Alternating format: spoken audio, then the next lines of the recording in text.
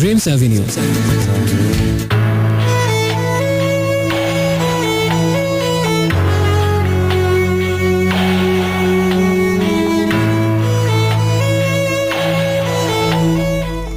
Hello friends, শুনছেন এই মুহূর্তে রেডিও আমার 88.4 FM আর শুনছেন এই মুহূর্তে আপনার নির্ঘুম বন্ধু, মধ্যরাতের আগন্তুক বন্ধু এবং আপনার সোলমেট অ্যান্ড আলটিমেট রেডিও মেইটির আজকে শুরু হয়ে গেল আমার হটসিট আসা মানেই শুরু হয়ে গেল ড্রিমস অ্যাভিনিউ শনিবার রাতের বিশেষ আয়োজন।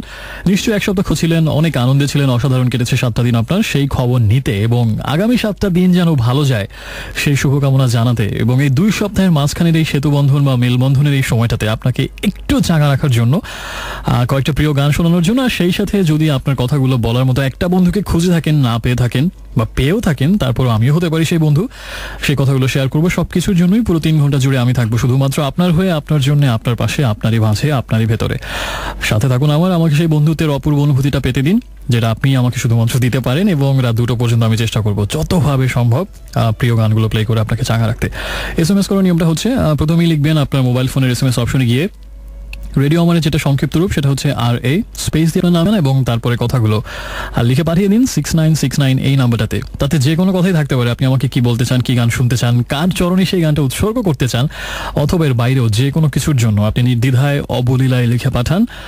আর প্রত্যেক সপ্তাহের মতো প্রত্যেক শনিবার রাতের মতো আজকেও থাকবো এবং প্রথম গানটা হচ্ছে মাইলসের একটা গান, তাদের লেটেস্ট অ্যালবাম প্রতিচ্ছবি থেকে নেওয়া রকস্টার।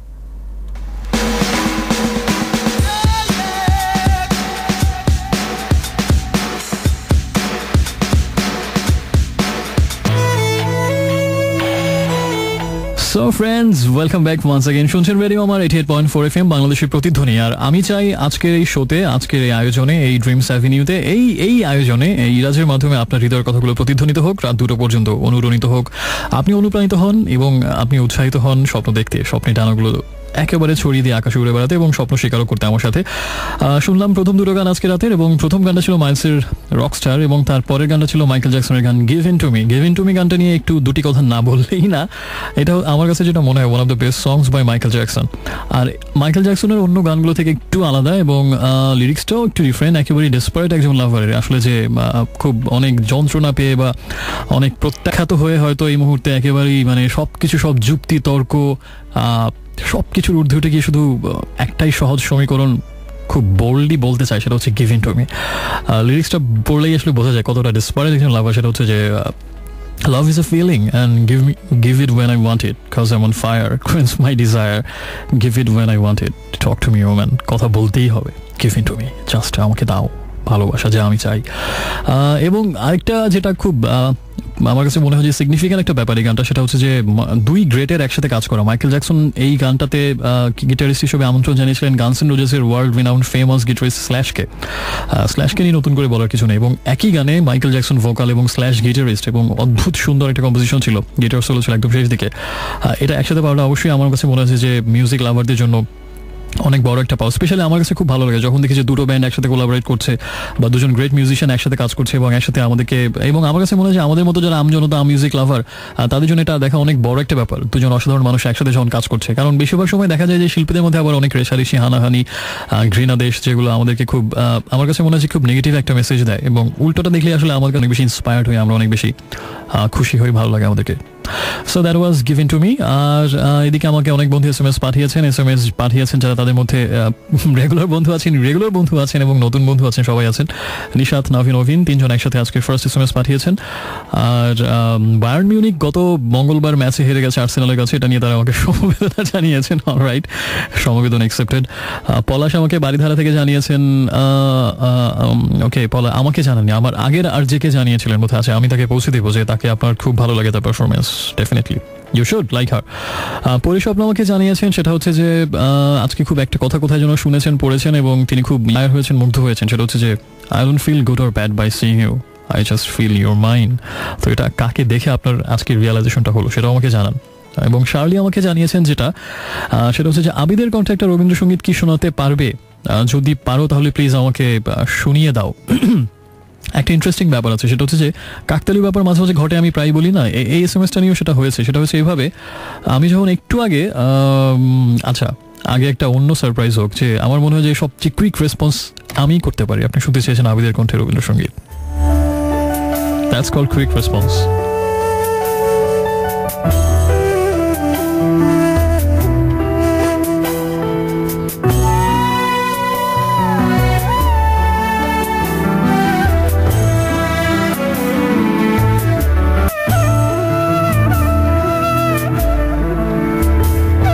বিষয়টা হচ্ছে এই যে আসলে যেটা সারপ্রাইজিং বা কাকতালীয় বলছিলাম সেটা হচ্ছে যে একটু আগে যখন আপনার এসএমএসটা পড়লাম, ওই প্রথম লাইনটা পড়ে আমি ঠিক করলাম আচ্ছা কথা বলতে বলতে ভাবে একটা গানটা ইনস্ট্যান্ট প্লে করে দিব, এরকম আগেও কয়েকবার করেছি। তো আমি তখন ভাবলাম কোন গানটা দিব, এইটার কথাই আমার মাথায় আসছিল। এইমাত্র আমি এসএমএসটা পুরোটা পড়ে দেখলাম আপনি এই গানটাই শুনতে চেয়েছিলেন। So that's called coincidence. আপনি যেটা শুনতে চাচ্ছিলেন আমি সেটাই প্লেলিস্টে এনে রেখেছি আপনার এসএমএস পুরোটা পড়ার আগেই। সজল আমাকে মুন্সিগঞ্জ থেকে জানিয়েছেন খুবই অভিমানী একটা এসএমএস, সেটা হচ্ছে যে অনেক কষ্ট করে আমার ফেসবুক আইডি খুঁজে পেয়ে আমাকে অ্যাড রিকোয়েস্ট পাঠিয়েছেন, আমি কেন অ্যাকসেপ্ট করিনি। এবং এই রকম এসএমএস আমি প্রায়ই পাই যে এত কষ্ট করে এত শখ নিয়ে এত ভালো লাগা নিয়ে তোমাকে অ্যাড রিকোয়েস্ট পাঠালাম, তুমি কেন অ্যাকসেপ্ট করোনি। বিষয়টা হচ্ছে যে আমার সবসময় খারাপ লাগে যখন এরকম অ্যাকসেপ্ট না করি, বিকজ আমি অনেকেই চিনতে পারি যেটা আমার রেগুলার লিস্নার, কিন্তু কেন করি না সেটা আমি মনে হয় যে যদিও নিছক ব্যক্তিগত ব্যাপার, বাট রেগুলার লিসনাররা যখন এভাবে অভিমান করে তখন আমার মনে হয় যে দুছত্র বলা যায়। সেটা হচ্ছে যে এই জন্য একটা সময় সবাইকে অ্যাকসেপ্ট করতাম, আমার সব লিসনারকে যাদেরকে আমি চিনতাম এবং যারা রেডিও শুনতেন আমি মনে করতাম যে এটা একজন আসলে মানুষ যিনি শো করছেন বা যে কোনো পারফর্মিং আর্টের সাথে ইনভলভ, আমার কাছে মনে হয় তার অবশ্যই সবার সাথে কমিউনিকেশন যদি কেউ করতে চায় সেই অ্যাক্সেসটা রাখা উচিত একটা সার্টেন অ্যামাউন্ট পর্যন্ত, সার্টেন এক্সটেন্ট পর্যন্ত। আই থিঙ্ক সেই চিন্তা থেকে রাখতাম এবং সবাইকে সেরকম একটা বিষয় ছিল সে শুরুর দিকে 2008-9 ওই সময়টাতে, ইনফ্যাক্ট 10-এরও কিছুদিন এরকম ছিল। তো পরে আসলে অনেক অনাকাঙ্ক্ষিত ঘটনার জন্ম নেয় এ থেকে এবং অনেক অনেক অনভিপ্রেত বিষয় আশয় ঘটতে থাকে, বিকজ সবার মানসিকতা যদি একরকম হতো তাহলে তো নিশ্চয়ই সমস্যাগুলো হতো না। তো সেই জন্য একটা সময় গিয়ে আমি একেবারে বলা হয়েছে যে পিসড অফ হয়ে এই কাজটা আমি বন্ধ করে দিই এবং এখন একেবারেই আমার লিসনার তেমন নেই বললেই চলে আমার ফ্রেন্ড লিস্টে, এবং শুধুমাত্র আমার ব্যক্তিগত জীবনে বন্ধুরা বা তারাই আছে। কিন্তু আমি প্রায় দেখি যে আমার খুব প্রিয় অনেক লিসনার আমাকে এসএমএস মানে অ্যাড রিকোয়েস্ট পাঠান এবং যখন আমি কনফার্ম করি না খুব কষ্ট পান তারা, আমি ক্ষমা প্রার্থী আন্তরিকভাবে সবার কাছে। এটা আসলে উদ্ধত্ত না, এটা আসলে বড়াই না, বা এটা আসলে বিষয়টা এরকম না হয়তো ভাবেন যেন আচ্ছা রেডিওতে এত মিষ্টি মিষ্টি কথা, খুব বন্ধু ফ্রেন্ডশিপের কথা বলা হয়, আমাদেরকে খুব ভালোবাসেন বলা হয়, আর পার্সোনাল লাইফে দেখলাম খুব ভাব মেরে ইগনোর করে দিলেন, আসল চেহারা হলো আপনার এইটা, এরকম ধারণা বেশিরভাগই মনে করে থাকেন। কিন্তু প্লিজ এটা মনে করবেন না, এটা উদ্ধত্ত না, অহংকারও না, বড়াইও না বা অবহেলাও না, এটা আসলে শুধুমাত্র সেই অনাকাঙ্ক্ষিত ঘটনার পুনরাবৃত্তি এড়ানোর জন্য আর কিছুই না। এই মানে বিষয়টাকে আমি খুব লো প্রোফাইলে রাখি, তা আমার ব্যক্তিগত জীবন এটাই আসলে কারণ। আমি এই ব্যাপারে একটু চাপা স্বভাবের বা লাজুক যেটাই বলেন না কেন, খুব বেশি এক্সপোজ হতে আমি পারি না। Maybe that's my weakness. So please সজলের মতো যারা এরকম অভিমান করেছেন, রাগ করেছেন, আমাকে অহংকারী ভেবেছেন, তাদের কাছে আমি দুঃখিত, ক্ষমা প্রার্থী। আর আমার কাছে যেটা মনে হয় ফেসবুকে আসলে দেখানোর একমাত্র ওয়ে না যে আমি আসলে কাকে কতটা ভালোবাসি। যদি মনে হয় সেটাই এখন চলে তাহলে আমি আমার ভালোবাসা প্রমাণ করতে ব্যর্থ হলি তাদের প্রতি। আর যদি এটা ওয়ে না হয়, যদি সত্যিকার হৃদয়ের অনুভূতির গভীরতাই হয় ভালোবাসা মাপকাঠি, সেক্ষেত্রে আমি যে কোনো কাউকে চ্যালেঞ্জ জানাতে প্রস্তুত। That's it. আপাতত এসএমএস পড়ছি না, আমি এসএমএস করার নিয়মটা একটু মনে করে দিই। যদি আমাকে কিছু লিখতে চান, কোনো গান শুনতে চান, নিজের যে কোনো কথা শেয়ার করতে চান, আপনার মোবাইল ফোনের এসএমএস অপশনে গিয়ে লিখবেন প্রথমে রেডিও আমাদের শর্টেস্ট ভার্সন আর স্পেস দিয়ে আপনার নাম ঠিকানা এবং তারপরে কথাগুলো লিখে পাঠিয়ে দিন 6969 এই নাম্বারটাতে। খুব অসাধারণ একটা গানের একটা ডিফারেন্ট ভার্সন শুনবো এখন।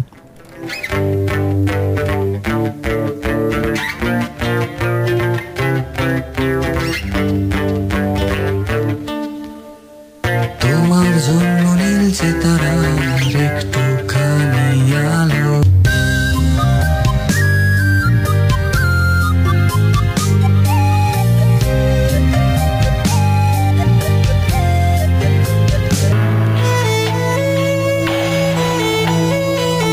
Hello friends, welcome back. শুনছেন এই মুহূর্তে আপনার নির্ঘুম বন্ধু আজকে আরেকবার চলছে শনিবার রাতের বিশেষ আয়োজন ড্রিমস অ্যাভিনিউ স্বপ্ন সড়ক। সেখানে আমি আছি স্বপ্ন সড়কের চৌকিদার হয়ে। আমার সাথে থাকুন আপনি, নির্দ্বিধায় নিরাপত্তাহীনতায় ভুগবেন না এখন। রাত 2টো পর্যন্ত থাকবো এবং রেডিও আমার 88.4 FM, যেখানে বাংলাদেশের কথাগুলো প্রতিধ্বনিত হয়। আমি চাই সেখানে আপনার কথাগুলো প্রতিধ্বনিত হোক আজ আমার মাধ্যমে। শুনছিলাম একটু আগে যে গানটা, সেটা হচ্ছে ওয়ারফেজের গান অবাক ভালোবাসা, পথচল অ্যালবাম থেকে। এই গানটা আজকে এর আগেও আমার সন্ধ্যার দিকে একবার শোনা হয়েছে, আজকে দ্বিতীয়বার শুনলাম এবং এত বেশি শোনার একটাই কারণ, সেটা হচ্ছে যে 3 দিন ছুটি ছিল। অনেকে নিশ্চয়ই অনেক দূরে দূরে বেড়াতে গিয়েছেন, তো তারা সবাই বলতে পারেন কোথায় ঘুরতে গেলেন, কিভাবে সেলিব্রেট করলেন, কি কি করলেন, সবকিছু আমাকে জানাতে পারেন। আর আমার মতো যারা এই 3 দিনের ছুটি পেয়েও কোথাও যেতে পারেনি নানাবিধ কারণে এবং একটা আক্ষেপ রয়ে গেছে, অনুশোচনা কাজ করছে এবং একটা শূন্যতা, হতাশা কাজ করছে, তাদের জন্য আসলে দুধের স্বাদ ঘোলে মেটানোর জন্য স্পেশালি আমি আসলে নিজেকেই সান্ত্বনা দিচ্ছিলাম। ঘরে বসে সমুদ্রের স্বাদ কিছুটা নিলাম আর কি অবাক ভালোবাসা গানটা শুনে। অসাধারণ একটা গান, কোনো সন্দেহ নেই।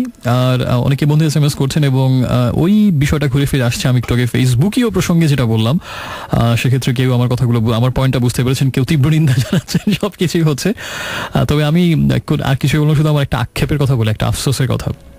এটা সত্যি আমার অনেক বড় আক্ষেপ। সেটা হচ্ছে যে ওই সময়টাতে 2008-9 দিকে যখন আমি আমার ফ্রেন্ড লিস্টে আমার অনেক বন্ধুরা ছিলেন, আমার রেডিওর অনেক বন্ধুরা, তো ওই সময়টাতে সবার সাথে ইন্টারাকশন হতো, শো নিয়ে কথা হতো। যেমন একদিন হয়তো শো করলাম, তারপরের দিন ওটা নিয়ে আলোচনা হতো, অনেক সমালোচনা হতো, অনেক মূল্যবান পরামর্শ আসতো, ক্রিটিসাইজ করতেন অনেকে, অনেক কনস্ট্রাকটিভ সাজেশন অনেকে দিতেন, আমি আমার ভাবনাগুলো মতামতগুলো জানাতাম।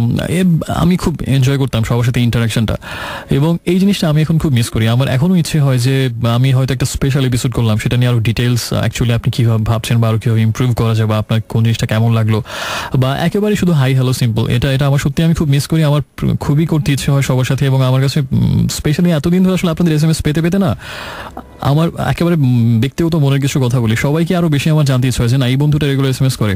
যেমন আমি আমার স্ক্রিন এখন যে SMS গুলো দেখতে পাচ্ছি, সেখান থেকে আমি র্যান্ডম বেসিসে দৈব চয়নের মাধ্যমে একটা নাম পিক করি।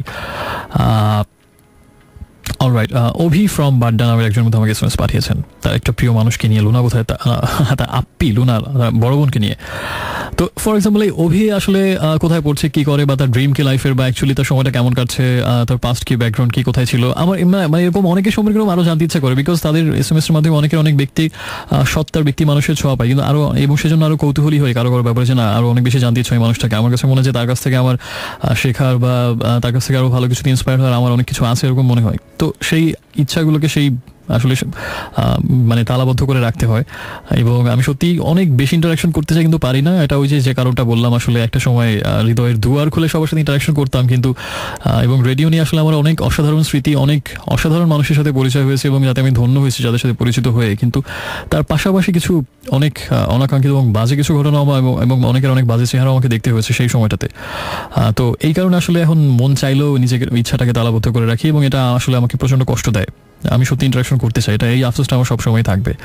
আর তার উপর যদি আপনারা ভুল বোঝেন, তখন কষ্টটা আরও ডাবল হয়ে যাবে। আসলে এটাই হচ্ছে শেষ কথা। এবার আমি অন্য প্রসঙ্গে যাই। আমাকে SMS পাঠিয়েছেন আরও অনেক বন্ধু, তার মধ্যে একজন আছেন, কি তাহার নাম, দেখা যাক, তাহার নাম হচ্ছে সজলের SMS-টা তো নিয়ে এই কথাগুলো আসলো। রাশেদ আমাকে SMS পাঠিয়েছেন, আজকে এত দেরিতে কেন? সবসময় তো সবার একেবারে শুরুতে থাকে আমাদের রাশেদ। তো রাশেদ অ্যাজ ইউজুয়াল এই সপ্তাহে সে অনেক ঘোরাঘুরি করেছে, ফ্রেন্ডের সাথে ভৈরব গিয়েছে। আর অনেকে SMS পাঠিয়েছেন, রিয়া ফ্রম ধানমন্ডি, খুব উইয়ার্ড একটা SMS। আমার মজাও পেয়েছি আমি আপনার হাজব্যান্ডের সাথে আপনার দুষ্টামির ধরনটা শুনে, এবং আমি অনেকে পড়ছি না, বিকজ অনেকে হয়তো নিতে পারবে না, কিন্তু আমি খুব মজা পেয়েছি। এবং আমার কাছে মনে হচ্ছে মাঝে মাঝে এরকম মানে ভালোবাসা মানুষ হলো মাঝে মাঝে খুব ফ্রেন্ডলি এরকম অনেক দুষ্টমি খুনসুটি করা উচিত। It makes your relationship alive and it keeps that always fresh, I think.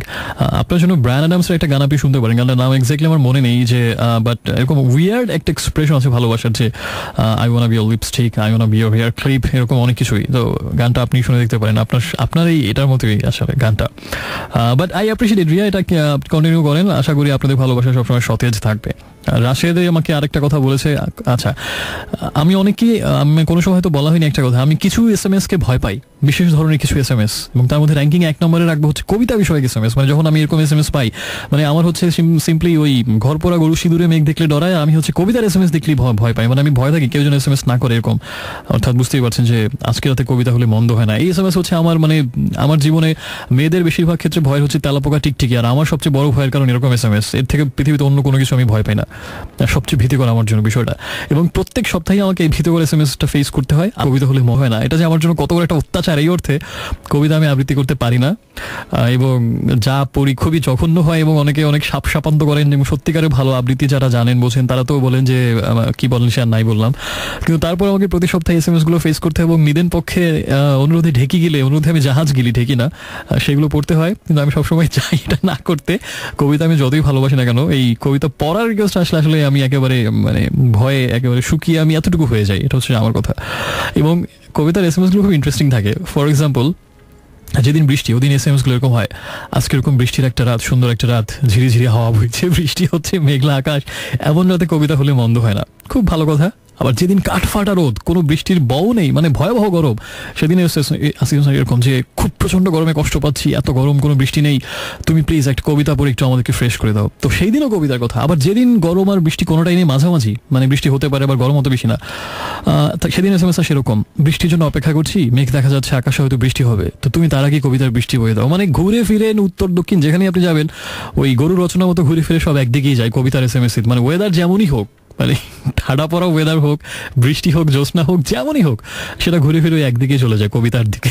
মানে আমার কাছে যেটা মনে হয় আসল কথা হচ্ছে কবিতাটা, ওই ওয়েদার টোয়েদার এগুলো সব হচ্ছে অজুহাত। যেমন রাশেদ আমাকে বলেছে যে, যেমন আমি এক্সাম্পল হিসেবে একটা SMS পড়ি, আমি যা বলি তা কিন্তু মিথ্যে না, আমি উদাহরণ দিয়ে দিচ্ছি একেবারে। যেমন রাশেদের কথা হচ্ছে, আকাশে সুন্দর একটা চাঁদ, হালকা শীতের আবেশ, হেমন্তের এমন রাতে জীবনানন্দের কবিতা আবৃত্তি হলে খুব ভালো হয়। চারপাশের পরিস্থিতি যাই হোক না কেন, সেটা ঘুরে ফিরে কবিতার দিকে যাবে। এবং আমার হয় ত্রাহি মধুসূদন অবস্থা, যাই হোক তারপরও কি আর করা, চোরের নেই বাটপারের ভয় না, সরি এরকম না, ন্যাংটা নেই বাটপারের ভয়। সো আমি আজকেও চেষ্টা করবো এরকম সেই ঢাল নেই তলোয়ার নেই নিধিরাম সর্দার হয়ে কবিতার বিশাল ময়দানে, যুদ্ধের ময়দানে ঝাঁপিয়ে পড়ার জন্য। মুগ্নি আমাকে জানিয়েছেন সেটা হচ্ছে, শুধু ভাবলেই সবকিছু হয় না, সময় থাকতে সেটা বাস্তবায়ন করতে হয়, না হলে পরে কষ্ট পাওয়া ছাড়া আর কিছুই করার থাকে না।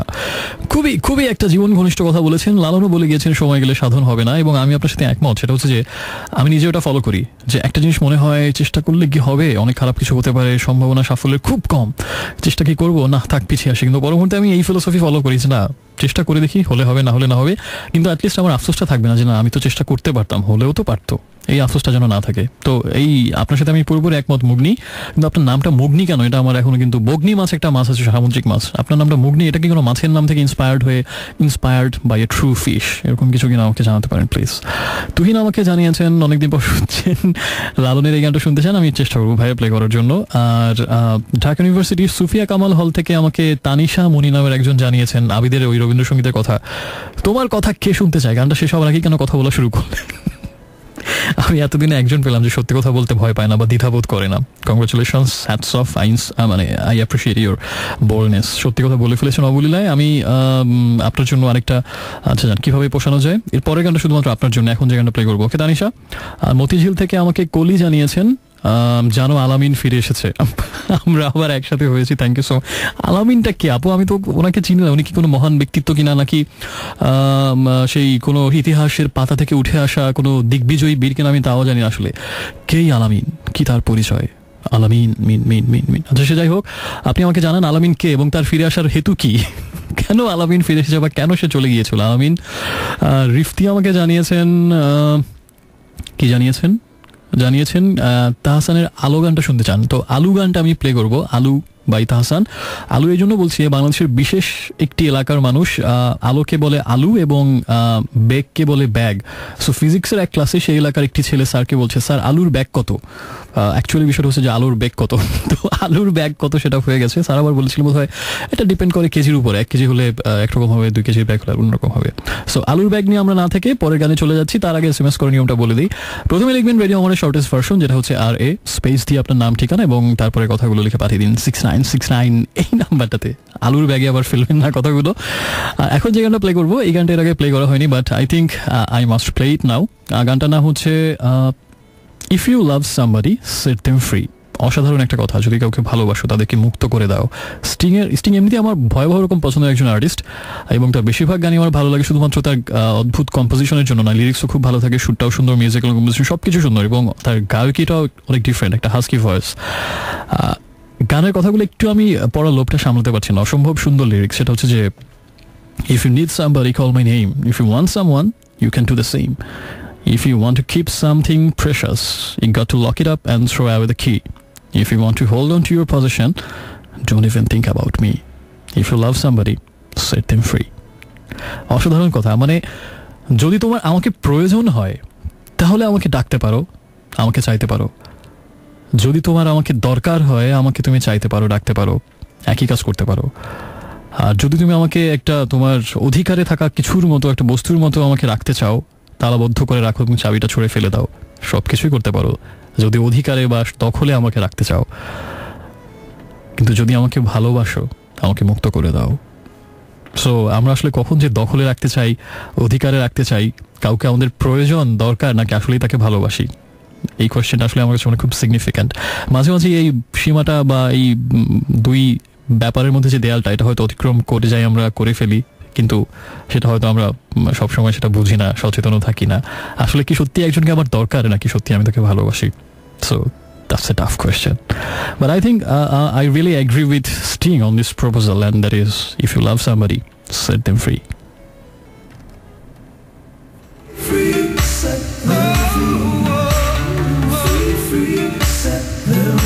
হ্যালো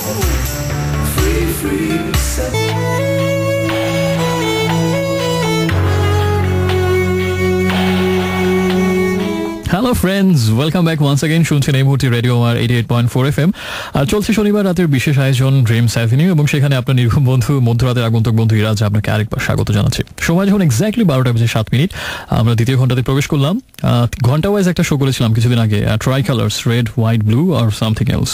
মেবি ছিল ব্লু, রেড অ্যান্ড কি জানো, পরে শেষ কালারটা ছিল কি ছিল, বিরহের কালারটা ধূসর ছিল, তাই না? ধূসর, লাল এবং নীল, এই তিনটা কালারে ছিল। Grey, red, blue and grey, I guess. এরকম সামনে আরেকটা করবো খুব তাড়াতাড়ি, আমার মাথায় প্ল্যান আছে এরকম একটা। সে যাই হোক, শুনলাম একটু আগে লালন শাহের সেই অসাধারণ গানটা, এবং সুন্দর কম্পোজিশনে শুনলাম। এবং তার আগে ছিল স্টিং এর সেই অদ্ভুত সুন্দর লিরিক্সের গান, if you love someone set them free. সে যাই হোক, এরপরে আমাকে অনেক বন্ধু এসএমএস পাঠিয়েছেন। ছায়া ফ্রম রাজশাহী, আপনি তো কিছুদিন আগে বোধহয় ঢাকায় ছিলেন, রাজশাহীতে। সে যাই হোক, আপনাকে যে উপদেশটা আমি দিব সেটা হচ্ছে যে একই এসএমএস এতবার পাঠাবেন না আপু। এটা হচ্ছে যে এটা সবচেয়ে বড় অসুবিধা হচ্ছে, আপনার অপচয় হচ্ছে। আপনি একবার এসএমএস পাঠালেই আমি দেখতে পাই এবং শুনতে পাই, এবং আমি এসএমএসটা পড়ার চেষ্টা করবো। আপনি এত অস্থির হবেন না, অস্থিরতা কিন্তু অধিক অস্থিরতা ক্ষতির কারণ। আর আরও অনেকে এসএমএস পাঠিয়েছে, তার মধ্যে প্রচুর বন্ধু আছেন আমাকে জে, তারা আমাকে খুবই দুষ্ট দুজন, তারা আমাকে লিখেছেন যে কবিতা আবৃত্তিকে আপনি ভয় পান, তাহলে এরকম ভয়ঙ্কর কাজ আরো বেশি করা উচিত। কবিতা আবৃত্তি শুনবো প্লিজ। ঠিক আছে, আমি তো ওই যে যুদ্ধক্ষেত্রে নেমে গেলাম, আমার ঢাল নি তলোয়ার নি নিধিরাম সর্দার, এখন আর আমার কুচ পরোয়া নেই। আর আমাকে এরপর এসএমএস কবিতা নিশ্চয়ই থাকবে আজকেও, আশা করছি। এবং আরশিয়া নামের একজন এসএমএস পাঠিয়েছেন, new friends, so welcome, most welcome. এবং তাসমিয়া এসএমএস পাঠিয়েছেন, রিমন, আরো ছায়া, আরো 5-6 বার দেখা যাচ্ছে আবার আপনার কি এসএমএস। আর নিতু ফ্রম উত্তরা, অনেক বন্ধু, আফসানা, নতুন বন্ধু, সবাইকে ওয়েলকাম করছি। লিমা আমাকে এসএমএস করেছেন একটা, সেটা হচ্ছে যে আমার সম্পর্কে জানতে চান কোথায় পড়ালেখা করেছি, এবং এটা হচ্ছে তার প্রশ্ন। ব্যক্তিগত বিষয় বললে না বললে দুটোতেই সমস্যা আছে। বললে বলা হয় যে তোমার এত ব্যক্তিগত কথা কে শুনতে চায়, তুমি আমাদের এসএমএস পড়ো, গান প্লে করো। এবং না বললে আবার বলে তুমি নিজের সম্পর্কে কিছুই বলো না, আবার শুধু আমাদের কথাই জানতে চাও। সো মাঝে মাঝে জন্য আমি দুই কুল রক্ষা করতে মাঝে মাঝে কিছু এরকম প্রশ্ন অ্যাভয়েড করি, এবং মাঝে মাঝে কিছু প্রশ্নের উত্তর দিই। তো আজকে একটু কিছুটা উত্তর দিই। উনি জানতে চেয়েছেন যে কোথায় পড়ালেখা করেছো। আমি বেশিরভাগ সময় জীবন আসলে খাটে শুয়ে পড়ালেখা করেছি, আর চেয়ার টেবিলে মাঝে মাঝে বসেছি। ছোটবেলা চেয়ার টেবিলে বেশি বসে পড়াশোনা করতাম, আর বাট ইউনিভার্সিটি লেভেলে এন্ট্রি করার পর থেকে আমার মনে হয় হাতে গোনা কয়েকবার আমি জীবনে টেবিলে পড়াশোনা করেছি, বেশিরভাগ সময় খাটে শুয়ে। আর মাঝে মাঝে বাসে যেতে পরীক্ষা থাকলে আর কি। তো এইসব জায়গা দিয়ে বেশিরভাগ সময় জীবনে পড়াশোনা করেছি আর কি। You got the answer, I guess. আচ্ছা, সিরিয়াসলি বলি, সেটা হচ্ছে যে আমার একদম ছোটবেলা থেকে শুরু করে আমার ফার্স্ট স্কুল ছিল জীবনের প্রথম বিদ্যালয়, এবং সেটা ছিল একেবারেই গ্রামের একটা স্কুল। এটার নাম ছিল বগা ইউনিয়ন সরকারি প্রাথমিক বিদ্যালয়, সেটা হচ্ছে পটুয়াখালীর পাউফলে। এবং সেটা হচ্ছে আমার first school, my first love. এবং আমি অসম্ভব লাকি একজন, যার জীবন আমি যেসব জায়গাতে একেবারে ইউনিভার্সিটি লেভেল পর্যন্ত পড়াশোনা করেছি প্রত্যেকটা অসাধারণ ছিল, এবং আমি প্রত্যেকটাকে ভালোবাসি এবং প্রত্যেকটাকে মিস করি। সেই স্কুলটা ছিল আমার জীবনের প্রথম স্কুল, সেখানে আমি ক্লাস 1 পড়লাম, এবং ক্লাস 2 এর একেবারে শেষ পর্যন্ত পড়লাম। অসাধারণ অনুভূতি। প্রথম স্কুলের পাশেই নদী, এবং এটা অনেকবার বলেছি, আমার সবগুলো স্কুলের পাশেই নদী ছিল। স্কুলের পাশেই নদী, কিসের পড়াশোনা, গ্রামের স্কুলের। এখনকার ঢাকা শহরের যে আমরা দেখি পিচি ছেলেমেয়েগুলোকে দেখে আমার খুব মায়া হয়। সেটা হচ্ছে যে এই বয়সী চোখে চশমা, পিঠে বিশাল এক গন্ডারের সাইজের ব্যাগ, এবং ভোরবেলা বের হচ্ছে ঘুম চোখে, ঢুলু চোখে, মা বাবা স্কুলে নিয়ে যাচ্ছে, সেখান থেকে ফিরে আবার এই টিউশন সেই টিউশন, এই বাংলা পড়াচ্ছে একজন, ইংলিশ পড়াচ্ছে আরেকজন, কত কিছু পড়াচ্ছে কতজন, আবার গান শিখছে, নাচ শিখতে যাচ্ছে কম্পিটিশনে টিকে থাকার জন্য। মানে সত্যি খুব খারাপ লাগে। আর আমার ক্ষেত্রে বিষয়টা ছিল একদম উল্টা। গ্রামের স্কুল, কিসের পড়াশোনা, কিসের নিয়ম, মানে কিসের পড়াশোনা ঠিক না, পড়াশোনা অবশ্যই হতো, বাট কিসের নিয়ম, এত কিসের ডিসিপ্লিন। দেখা যেত এক পিরিয়ডে ক্লাস হলো, পরের পিরিয়ডে ক্লাসের স্যারের খবর নেই, কোথায় স্যার গেছে কোথায়, মেয়ের শ্বশুর বাড়িতে গেছে স্যার রসের হাড়ি বা মিষ্টির হাড়ি হাতে নিয়ে। এটা আবার কোনো এক আমাদের জনৈক এক দুষ্টু বালক সেটা দেখেছে আমাদেরকে জানিয়ে দিয়েছে যে অমুক স্যার তো আজকাল আসবে না, স্যার অমুক দেখলাম মিষ্টির হাড়ি নিয়ে লুঙ্গিটা একটু উঁচু করে হাঁটা দিয়েছে। তো এরকম খবর আমাদের সাথে ছড়িয়ে পড়ে পরে আমরা তো স্কুলে এক পাশে ছিল নদী, আরেক পাশে ধানকে, তো সেখানে নেমে বিভিন্ন রকমের নানাবিধ রকম ক্রিয়েটিভ খেলা, এবং সেই আমাকে যেটা বেশি টানতো ওই নদীর পাড়ে যাওয়াটা। মানে দু একজন ছিল যারা এই ব্যাপারে আমার সঙ্গে ছিল, ওদেরকে নিয়ে নদীর পাড়ে যাওয়া, এবং সেখানে গিয়ে কোনো একটা চান্সে যদি কোনো একটা নৌকা একটু লিফটেড নিতে পারতাম, একটু ওই পারে এই পারে এরকম করতাম। ওটা ছিল জীবনের বিশাল অ্যাডভেঞ্চার, মানে একদম সেই ফ্রান্স ঘুরে আসার মতো বিষয়টা। মানে ওই সময়টা তো ওটাই বিগেস্ট অ্যাডভেঞ্চার। কোনো একটা মাঝিকে একটু ভুজুং দিয়ে কোনো কনভিন্স করে নদীর এই পারে একটু করা, নদীর তারপরে পাল তুলে নৌকা যাচ্ছে, তারপরে নদীর পারে সেই লাটিম খেলা প্রতিযোগিতা, এইসব কিছুই ছিল আসলে ওই সময় সেই আমার ফার্স্ট স্কুলে। লেখাপড়া থেকে ওগুলোই বেশি মনে আছে এখন আমার। তো আমার আম্মু ছিলেন আবার সেই স্কুলের টিচার, সো একজন শিক্ষয়িত্রীর সন্তান হিসেবে আমার স্থান ছিল খুবই ভিআইপি লেভেলের ওই ফার্স্ট মানে প্রথম শ্রেণীতে পড়া অবস্থাতেই। এরপরে সে ক্লাস 2 ওখানে পড়লাম। দেন আব্বুর যেহেতু গভর্নমেন্ট জব ছিল, ট্রান্সফারের কারণে আমি স্কুল চেঞ্জ করতে হলো এবং এই ক্লাস 2 এর শেষ দিকে গিয়ে ভর্তি হলাম পটুয়াখালী গলাচিপা উপজেলার আরেকটা উপজেলা, সেখানকার একটা স্কুলে। সেটা হচ্ছে আরেকটা রকম ওখানকার একটা সরকারি প্রাথমিক বিদ্যালয়, কিন্তু ওখানে আমার কেন যেন মন বসলো না। কেন যেন না, এটা খুব যুক্তিসঙ্গত কারণ আছে।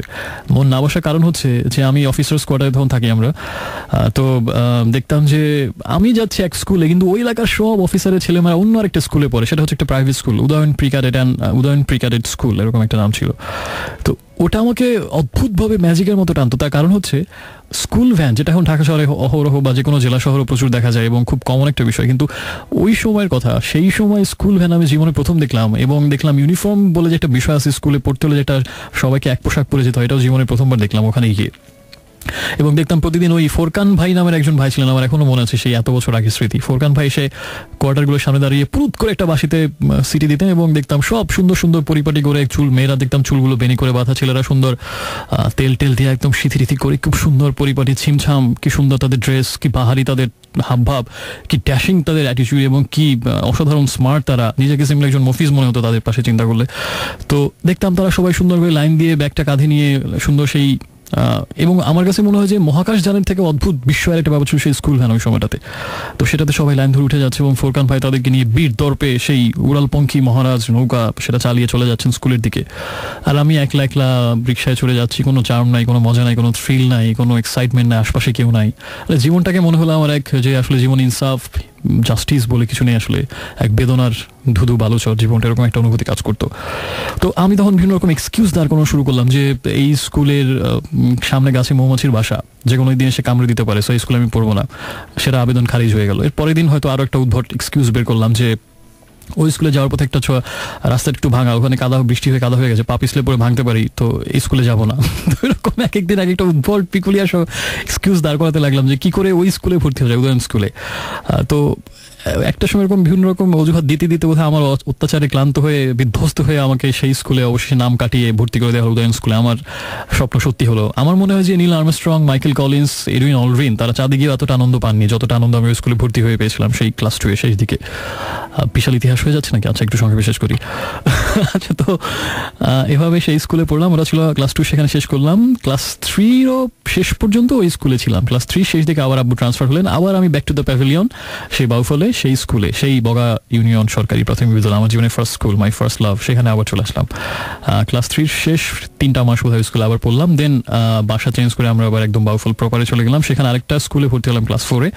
দ্যার ওয়াজ বকুলতলা সরকারি প্রাথমিক বিদ্যালয়। আরেকটা নাম ছিল, কিন্তু অ্যাকচুয়ালি আমরা সবাই বকুলতলা বলতাম, কারণ ওই গাছের সামনে খুব সুন্দর একটা বকুল গাছ ছিল। সেই বকুলতলা স্কুলটা অসাধারণ। তার পাশেও একটা নদী ছিল, সব জায়গাতেই নদী, এবং সেই স্কুলে অনেক মজার স্মৃতি, সেগুলো বিস্তারিত এখন বলা সম্ভব না। দেন আমি প্রাইমারি শেষ করলাম। ক্লাস 6-এ ভর্তি হলাম হচ্ছে বাউফল হাই স্কুলে। এটার পাশেও নদী ইউজুয়াল, এবং এখানে অসম্ভব অসম্ভব অসম্ভব সুন্দর সব স্মৃতি আমার এই হাই স্কুলে। 6, 7, 8 সেখানে পড়লাম। দেন আমি রাজধানীর বুকে এক মহানায়কের আবির্ভাব করলো, আমি ঢাকা শহরে চলে আসলাম 8 শেষ করার পরে। 9 এসে ভর্তি হলাম ঢাকা রেসিডেন্সিয়াল মডেল কলেজে মোহাম্মদপুরে। সেখানে 9, 10 এসএসসি কমপ্লিট করলাম, কলেজেও সেখানে পড়লাম, এবং এসএসসি এইচএসসি দুটোই আমার সেখান থেকে। তারপরে হচ্ছে আমার বিশ্ববিদ্যালয়ের ইতিহাস আরও বিচিত্র, আরও বর্ণিল। আমি প্রথমে ভর্তি হয়েছিলাম শাহজালাল বিজ্ঞান ও প্রযুক্তি বিশ্ববিদ্যালয় সিলেটে, কিন্তু সেখানে আমি কেমিক্যাল ইঞ্জিনিয়ারিংয়ে ভর্তি হয়েছিলাম। কিন্তু আমি সেখানে একদিনও ক্লাস করিনি, বিকজ আমার কাছে মনে হচ্ছিল যে না, সিলেট ঘুরতে যাবো সেই ভালো, এখানে থাকা তার থেকে ঢাকায় থাকি আশপাশে, তো সেজন্য সেখানে ক্লাস করলাম না। তারপর আমি ভর্তি হলাম খুলনা বিশ্ববিদ্যালয় বিবিএতে। সেখানেও একই কাহিনী, আবার আমি একদিনও ক্লাস করিনি। মনে হচ্ছিল যে না, ঢাকার আশপাশেই থাকতে হবে, বন্ধুরা সব এখানে 8, 9 থেকে আমি এখানে আছি, সো আশপাশে থাকলে আরও বেটার হয়। সো সেখান থেকেও চলে আসলাম। শেষমেশ ভর্তি হলাম জাহাঙ্গীরনগর বিশ্ববিদ্যালয়ে, জাহাঙ্গীরনগরের আইবিএতে বিবিএতে, এবং সেখান থেকে বিবিএ কমপ্লিট করলাম। দেন এমবিএ করেছি আমি ঢাকা ইউনিভার্সিটির আইবিএ থেকে। এই হচ্ছে আমার আপাতত শিক্ষা জীবন। এখনো মনে হয় শেষ হয়নি, সামনে বাইরে পড়তে যাওয়ার ইচ্ছা আছে খুব প্রচণ্ডভাবে। হোপফুলি নেক্সট ইয়ারে বা হয়তো 2017-তে চেষ্টা করবো স্কলারশিপ নিয়ে বাইরে চলে যাওয়ার জন্য।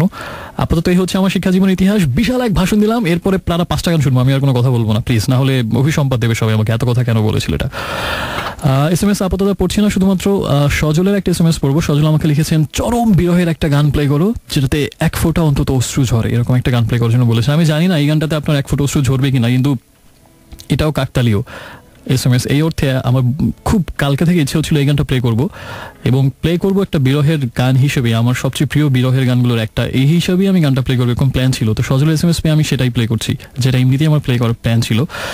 এই গানটা হচ্ছে ফিডব্যাকের একটা গান। 1994 সালে তাদের একটা অ্যালবাম রিলিজ হয় বঙ্গাব্দ 1400, ওই অ্যালবামের গান, মাকসুদুল হকের গাওয়া। এটা হলো সংক্ষিপ্ত পরিচিতি। আর আমার ভেতরের অনুভূতিটা হলো আরেকটা ছোট্ট ইতিহাস না বললেই না। সেই 1994 সালে আসলে আমার ব্যান্ড মিউজিক শোনা আমি স্টার্ট করি 1991-92 দিক থেকে।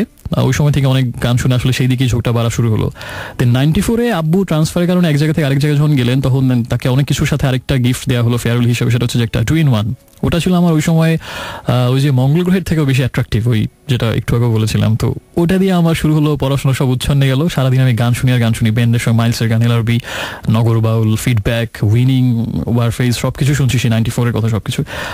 তো ওই সময় আব্বু আমাকে একটা অ্যালবাম গিফট করলেন একবার, এই অ্যালবামটা বঙ্গাব্দ 1400। সেটা আমার জীবনের প্রথম পূর্ণাঙ্গ অ্যালবাম, কেনা বা কেউ আমাকে গিফট করলো এরকম। ওটা আমি সারাদিন শুনতাম এই অ্যালবামটা, ওই অ্যালবামের গান। তো তখন আসলে আমি 6-এ পড়ি, এবং ওই সময় আসলে সত্যিকারের প্রেমের অনুভূতিটা কি, গভীরতা থেকে এত কিছুই আমি বুঝি না। জীবনের এত জটিল একটা অনুভূতির বিভিন্ন রকম মাত্রা, আঙ্গিক কিছুই আমার তখন বোঝা হয়ে ওঠেনি। কিন্তু তারপর আমি একটা মুগ্ধ বিশ্ব নিয়ে খেয়াল করতাম এই গানটার মধ্যে কিছু একটা আলাদা আছে। এবং মাকসুদুল হক নামের একজন গায়ক অসাধারণ দরদ দিয়ে একটা গান গাইছেন, যেখানে মনে হচ্ছে যে প্রত্যেকটা গানের প্রত্যেকটা শব্দে হচ্ছে প্রচণ্ড অভিমান, কষ্ট, যন্ত্রণা ঝরে পড়ছে। কিছুটা এরকম একটা অনুভূতি কাজ করতো, যদিও তার সত্যিকারের গভীরতা বা অনুভূতিটা বুঝতে ওই বয়সে পারতাম না। কিন্তু তার গলার সেই দরদটা এবং সেই গানের কথাগুলোর ভেতরে যে একটা অব্যক্ত বেদনা প্রচণ্ডভাবে ওই সময়টা তো আমার মনে আছে ছুঁয়ে যেত। এবং এই গানটা আমি অনেক শুনতাম, নিজেও গাইতাম সেই ক্লাস 6-এ পড়া অবস্থাতে। ইসরে পাখা ভাবতে পারেন, হোয়াটএভার। তো বিষয় হচ্ছে যে অসাধারণ একটা, পরে বড় হওয়ার সাথে সাথে আরো অনেকবার শুনেছি, অনেকবার প্লেও করেছি আমি। এবং গানটা আমার কাছে যেটা মনে হয় যে বিরহের অনেক গান অনেক সময় বাংলায় ইংরেজিতে অনেক দেশে অনেক ক্লাসিক্যাল ব্যান্ড, রবীন্দ্র নজরুল, অনেক ধরনের গানে অনেক রকম বিরহের গান আছে। এই গানটা আমার কাছে কেন জানো না সব গান থেকে আলাদা মনে হয়। মানে একদম অন্যভাবে নিজে কিছু কষ্টের কথা বলা, একেবারেই অন্যভাবে, যেটাতে হয়তো কষ্ট, অভিমান, যন্ত্রণা, আবার ঘৃণা, সবকিছুই অন্যভাবে মেশানো আছে। একটা অদ্ভুত কম্পোজিশন আমার কাছে মনে হয়। এটা আমার একেবারেই খুব প্রিয় একটা বিরহের গান, অনেক বেশি প্রিয়। আমি জানি না এত ভালো লাগার কারণটা কি আসলে, বাট সেই 94 থেকেই। এই গানটা হচ্ছে গীতি কবিতা 2, ধন্যবাদ হে ভালোবাসা। এই গানটা আমি প্লে করছি সজল, আমি জানি না তোমার ভালো লাগবে কিনা, বাট অসাধারণ একটা আমার কাছে মনে হয় সবসময়। অদ্ভুত সুন্দর।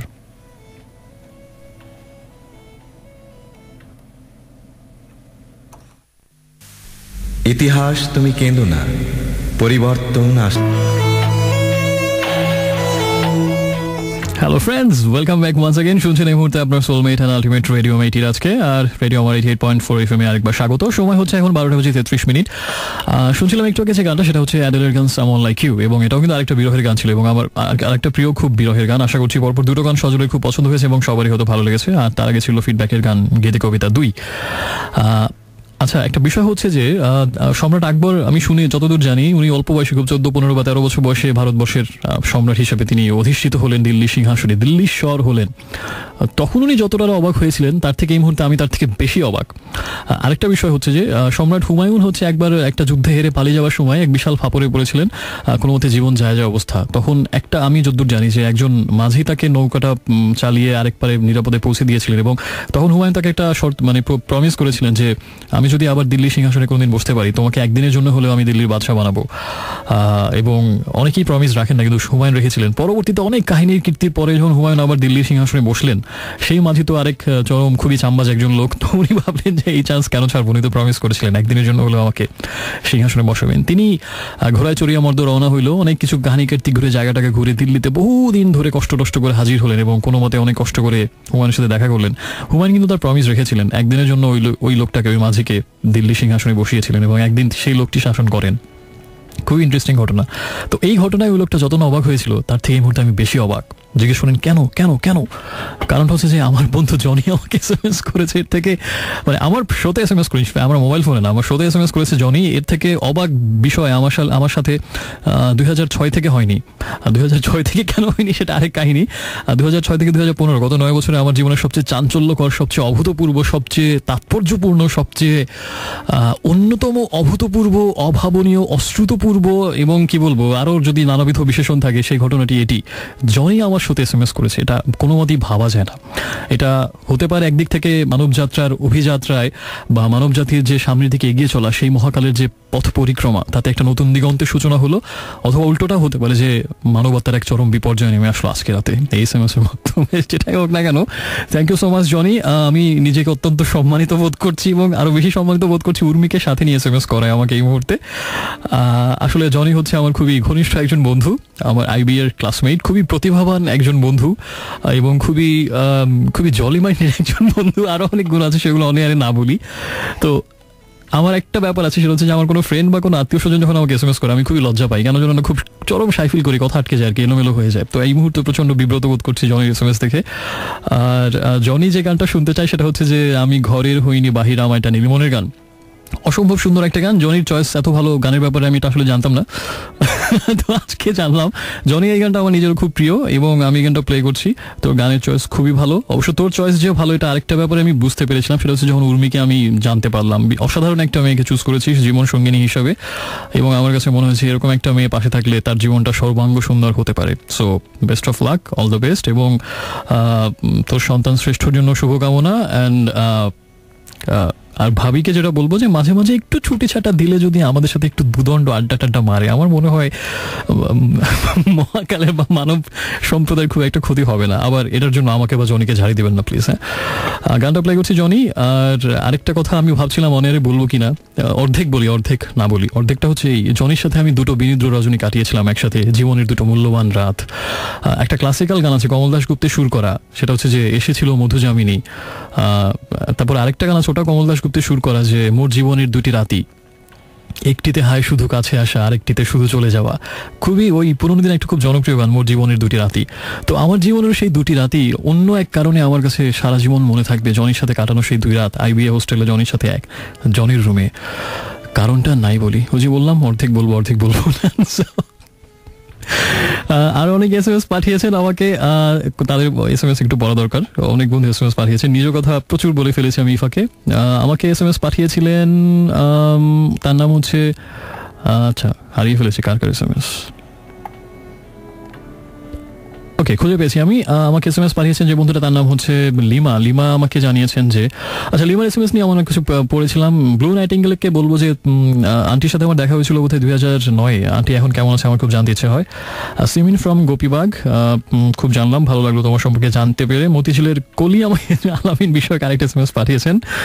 আমার আলামিন কোনো মহান ব্যক্তি না, আলামিন আমার কাছে মহান ব্যক্তির থেকেও বেশি কিছু। বাবা, খুব ভালো। এরপরে আমাকে লিখেছেন আরো অনেক বন্ধু। ফারজা মিরপুর থেকে আমার নতুন বন্ধু, গত সপ্তাহে তিনি শোনা শুরু করেছেন, সাথে থাকবেন এবং টাইটানিয়াম গানটা শুনতে যাচ্ছেন, মূল্যবান একটা ধাতু বোধ হয়। আবির আমাকে জানিয়েছেন সেটা হচ্ছে যে তার জীবনে খুব বড় একটা ইন্সপিরেশনের জায়গা হচ্ছে শুধুমাত্র বই পড়ে তিনি সেখান থেকে অনেক কিছু শেখেন এবং এই ব্যাপারে আরো অনেক পড়াশোনা করতে চান, বইয়ের প্রতি তার ব্যাপক ফ্যাসিনেশন। এবং তিনি Jahangirnagar university urban and regional planning এ পড়ছেন 44th ব্যাচে। অনেক স্মৃতি, একটু আগেও কিছু বললাম, এবং আজকেও জাহাঙ্গীরনগরে আমি গিয়েছিলাম ইনফ্যাক্ট ফ্রেন্ডের সাথে। আমি সুযোগ পেলে এখনো যাই, বিকজ আমি বললাম না যে জায়গাগুলোতে আমি পড়েছি ছোটবেলা থেকে সবগুলোকে মিস করি। আর আমি ছিলাম 32nd ব্যাচে। ফারাবি আমাকে বাসাবো থেকে জানিয়েছে যে আজকে মুড নিশ্চয়ই বেশি ভালো। আবার কেউ লিখে আজকে নিশ্চয়ই তোমার মন খারাপ। এই SMS দুটোর কোনোটাই আমি বিলিভ করি না। আচ্ছা, আর আমাকে জনি, আচ্ছা জনির SMS তো পড়লামই। আর SMS করার নিয়মটা একটু মনে করে দিই, আপনার সেলফোনের SMS অপশনে গিয়ে প্রথমে লিখবেন রেডিও আমাদের শর্টেস্ট ভার্সন, যেটা হচ্ছে RA, স্পেস দিয়ে আপনার নাম ঠিকানা এবং কথাগুলো লিখে পাঠিয়ে দেবেন 6969 এই নাম্বারটাতে।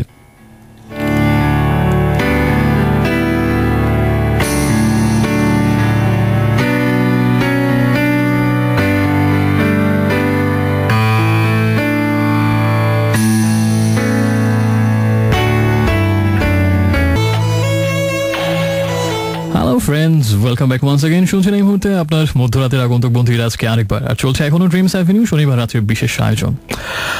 শুনলাম একটু আগে অর্থহীনের গান, রাফার গাওয়া যে গানটা শুনলাম সেটার নাম হচ্ছে আবার, এবং অসমাপ্ত 2 অ্যালবাম থেকে গানটা নেওয়া হয়েছে। আর গানটা শুনতে শুনতে আমি নস্টালজিক হয়ে যাচ্ছিলাম। খুব বেশি দিন আগের স্মৃতি না, আজকে বিকেলের স্মৃতি বা সন্ধ্যার এবং রাতের স্মৃতি মনে পড়ছিল। আজকে বিকেলে জাহাঙ্গীরনগর গিয়ে সেখান থেকে আসা, আমি আমার বন্ধু নাফিজ এবং উপল আমার সাথে ছিল, আমরা 3 জন ছিলাম এবং কালকে রাত থেকে ইনফ্যাক্ট আমরা একসাথে অনেক ঘোরাঘুরি করছি।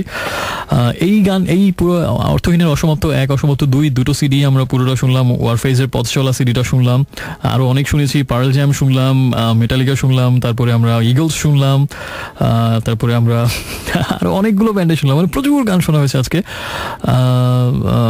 মার্ক নফলার, ডায়ার স্ট্রেটস শুনলাম, তারপরে আরো কি যেন শুনলাম, বহু কিছু শুনে অবশেষে আমরা এরকম জ্যাম জুম ঠেলে একটা অসাধারণ একটা ট্যুর করলাম, এবং অসম্ভব এই জ্যামের মধ্যে বসে থাকতে তো খুব মজা হচ্ছিল, এবং ওই সময় এই গানগুলো আমরা শুনছিলাম এবং নানা রকম মানে খুবই রসাত্মক মন্তব্য করছিলাম আমরা।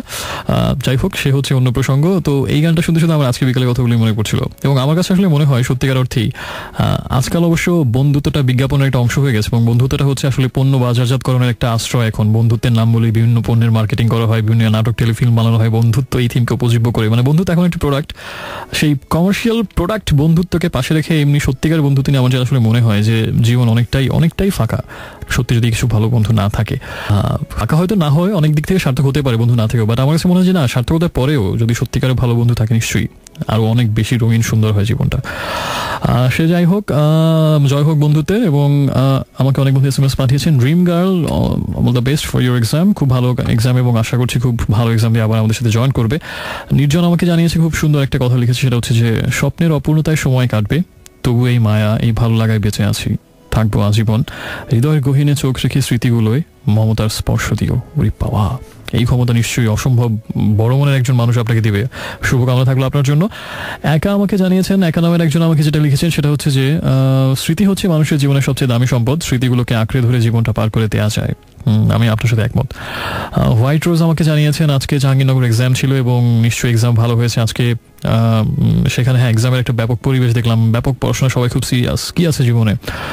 আর আমাকে এরপরে আরো অনেক বন্ধু SMS পাঠিয়েছেন, এবং সেটা হচ্ছে যে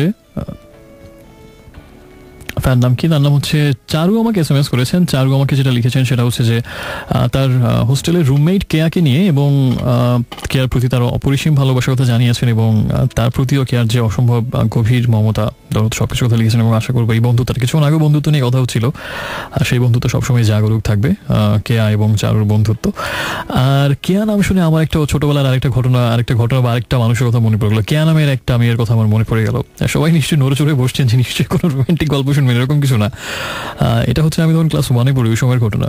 মানে কেয়া হচ্ছে আমার জীবনের দেখা সব, মানে প্রথম কোনো ব্যাপক ড্যাশিং মুভি লাইক কোনো মেয়েকে আমার জীবনে প্রথম যাকে এরকম দেখেছিলাম, তার সেই মেয়েটার নাম ছিল কেয়া। আমার থেকে কয়েক বছরের সিনিয়র হবে, আমার থেকে সম্ভবত 5-6 বছরের সিনিয়র ছিল ওই সময়টাতে। তো কেয়া হচ্ছে, আমি তখন একেবারে মফস্বলে থাকি, আর কেয়া হচ্ছে বাংলাদেশের সেকেন্ড লার্জেস্ট সিটি চিটং থেকে এসেছেন। আমার এক রিলেটিভ, মানে আমার কাজিনের বিয়ে হয়েছে তার বোনের সাথে, তো সেই অর্থে বিয়ের প্রোগ্রাম এসছে এই মানে গ্রামে এসছে চিটং থেকে। তখন চিটং মানে আমার কাছে এটা সে আরব রজনী কোহেকাফ শহরের মতো কোন এক সে রঙিন দুনিয়া। ঢাকা, চিটাগং এসব নাম শুনি, সেসব দেশে নাকি বিশাল 40-50 তলা বিল্ডিং, গাড়ি নাকি আকাশে উড়ে, রাস্তা তো চলেই, তো বিভিন্ন রকম অনেক রকম মানে রঙিন স্বপ্ন বিভিন্ন শহরের। সেরকম একটা শহর থেকে অদ্ভুত পরীর মতো সুন্দর একটা মেয়ে এসছে, কেয়া তার নাম। এবং এই প্রথম আমি কোনো, এতদিন তো সিনেমাতে ওই 3 মাসে তখন একবার বাংলা সিনেমা দেখতাম, সেখানে দেখতাম মেম সাহেব বলা হয় নায়িকাদেরকে, যারা বড় লোকের মেয়ে বিভিন্ন রকম। এবং সেই হচ্ছে যে শহরের uptown girl, fashionable girl, smart look, এরকম একটা মেয়েদের সম্পর্কে ওই সিনেমাতে 3 মাসে একবার দেখতাম। চাক্ষুষ আমার জীবনে প্রথম এরকম মুভি লাইক কোনো কোহেকাফ শহরের মালিকায় হামিরার মতো এরকম কোনো মেয়েকে দেখা হচ্ছে কেয়া। আমি তো মুগ্ধ হয়ে তাকে দেখি, সে কি তার মানে ফ্যাশন, সে কি স্টাইল, সে কি চুল বাঁধবার স্টাইল, সে কি তার কথাবার্তা, কি অদ্ভুত সুন্দর উচ্চারণ, কি সেরকম চাহনি, মানে মাঝে বিশাল এক মানে মানে খুবই দিগ্বিজয়ী একটা ব্যাপার আর কি। তো আমি তো সারাদিন খালি মুগ্ধ হয়ে তাকে দেখি আর দেখি। এবং সে আবার ওয়াকম্যান জিনিসটা জীবনে প্রথম তার হাতেই দেখলাম, সেই কেয়ার হাতে। সে দেখলাম খুব ব্যাপক স্মার্ট ভঙ্গিতে হেডফোন দুটো কানে দিয়ে পুকুর পাড়ে শানবাঁধানো ঘাটে বসে উদাস হয়ে গান শুনছে। আমি তো মনে হচ্ছে এই ওয়াকম্যান নিশ্চয়ই পৃথিবীর সপ্তাশ্চর্যের একটা, বাটন প্রেস করলে দেখি গান নাকি শোনা যায়। তো কেয়া যখন একদিন আমাকে খুব বিকেলবেলা, আমি আর কেউ ছিলাম না পুরঘাটে, সে ছিল, আমি ছিল, আবার কি একটা রোমান্টিক ঘটনার দিকে যাচ্ছে কোথাও, অনেকে ভাবছেন এরকম কিছু না। তো কেয়া হঠাৎ করে আমি দেখলাম, আমি বোধহয় নিশ্চয়ই এতিমের মতো লুক ছিল ওই মুহূর্তে, আমি যেভাবে বোধহয় ওয়াকম্যানটা দেখছিলাম। তো সে বোধহয় মায়া হলো আমার এই লুক দেখে, আমাকে কাছে রাখলো, এবং তারপরে আমাকে জিজ্ঞেস করলো যে গান শুনবো কিনা। সেই প্রথম জীবনে কোনো মানে ড্যাশিং মুভি লাইক কোনো মেয়ের সাথে আমার কথা বলা। তা আমি তো গলা শুকিয়ে কোনো কথা বেরোচ্ছে না, আমি তো থরহরি কম্পের মতো কাঁপছি। তো তারপর সে হেডফোনটা খুলে আমার কানে একটু দিয়ে দিল, আমি শুনলাম। কি শুনলাম আমার কিছুই মনে নেই, কানে কিছুই শুনিনি, আমার ঢোকেনি তখন।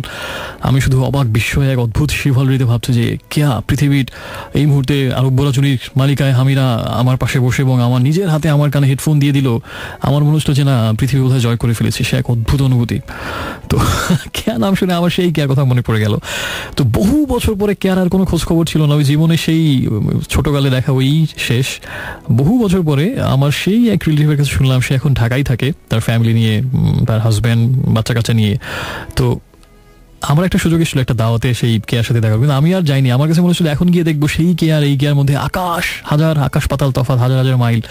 সেই ছোটবেলার প্রথম দেখা মালিকায় হামির আরব রজনীর থেকে উঠে আসা এক মোহময়ী নারী, এখন হয়তো দেখবো সে একেবারে সংসারে জাতাকলে পিষ্ট, বা মানে একদমই হয়তো মানে ট্রেডিশনাল, খুবই হয়তো অন্য একেবারে, যেটা আমার ওই কেয়ার সাথে একদমই মিলবে না, এরকম একজন মহিলাকে হয়তো দেখবো। তো আমি চেয়েছিলাম ওই কেয়া ওই রকম জায়গাতেই থাক, এই কেয়াকে আমি না দেখি, এটা ছিল আমার ভাবনা। আমার কাছে মনে হয় কিছু কিছু স্মৃতিকে সেই মানে ছোটবেলার ওভাবেই রাখতে দেওয়া উচিত, বড় বয়সে দেখে হয়তো, বা এটা মানুষ শুধু না, এটা আমার কাছে মনে হয় যে কোনো জায়গা বা অন্য অনেক কিছু নিয়ে হতে পারে, কিছু স্মৃতিকে ওভাবেই থাকতে দেওয়া উচিত। সবসময় বহু বছর পরে দেখতে সেটা শকিং হতে পারে। আমি নিজের জীবনে এরকম অনেকবার হয়েছে যে অনেক আশা নিয়ে অনেক বছর পরে দেখতে গেলাম, কিন্তু মনে হচ্ছিল না ছোটবেলায় ভালো ছিল। সে যাই হোক, যদি কোনো গান শুনতে চান, নিজের কোনো কথা শেয়ার করতে চান, আমাকে SMS করে জানাবেন। আজকে ব্যক্তিগত কথা বেশি হয়ে যাচ্ছে, আর হবে না। প্রথমে লিখবেন RA স্পেস দিয়ে আপনার নাম ঠিকানা এবং তারপরে কথাগুলো লিখে পাঠিয়ে দিন 6969 এই নাম্বারটাতে। এখন যে গানটা শুনবো সেটা হচ্ছে ওই যে আমার বন্ধু জনিকে নিয়ে কথা বলতে গিয়ে বলছিলাম মোর জীবনের দুটি রাতি, ওর সাথে কাটানো জীবনের দুটো বিনিদ্র রাতকে নিয়ে এই কথা মনে পড়লো যে না, গানটা তো ভালো, অনেকদিন শোনা হয় না। পুরোনো দিনের একটা গান, কমল দাশগুপ্তের সুরে, এবং তারই সুযোগ্য সন্তান শাফিন আহমেদ মাইলসের ভোকাল, তিনি নতুন কম্পোজিশনে গিয়েছেন। সেই গানটা এখন শুনবো, মোর জীবনের দুটি রাতি।